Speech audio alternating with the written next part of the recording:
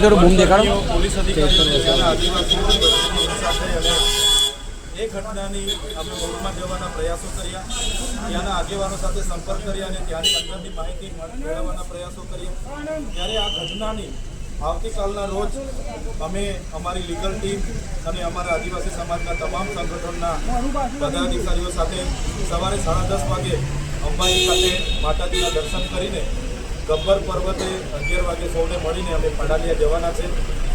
અને આ ઝઘડા, આ હિંસાનો દોડમાં કોણે શરૂઆત કરી અને શા કારણે આ હિંસા થઈ અને આ હિંસામાં જે કાનૂની કાર્યવાહી કરવામાં આવી ત્યારે માત્ર આદિવાસી લોકો પર જ કેમ કરવામાં આવી?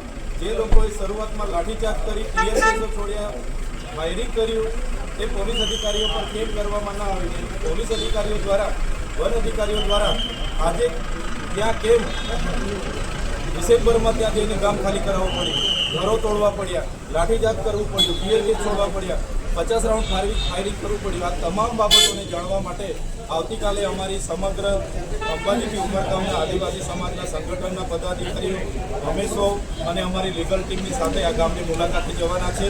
અને આ ગામમાં જે પણ ઘટના ઘટી છે એમાં મૂળમાં જઈને શું હકીકત છે એ હકીકત જાણીને બહાર લાવીને આવનારા દિવસોમાં લીગલ ટીમ અને આદિવાસીઓને સંવિધાનમાં મળેલા જે પ્રાવધાનો છે, સામાજિક અધિકારો છે, એને કઈ રીતના ઉપયોગ થાય અને ત્યાંના લોકોને કઈ રીતના આમાંથી બહાર કાઢીએ, હિંસા કઈ રીતના રોકાય, એ તમામ બાબતોની આવતીકાલે અમે ત્યાં પહોંચીને ચિંતન કરવાના છે, વાત કરવાના છે અને આવતીકાલે એનું નિરાકરણ કઈ રીતના આવે એ દિશા તરફ અમે વધવાના છે.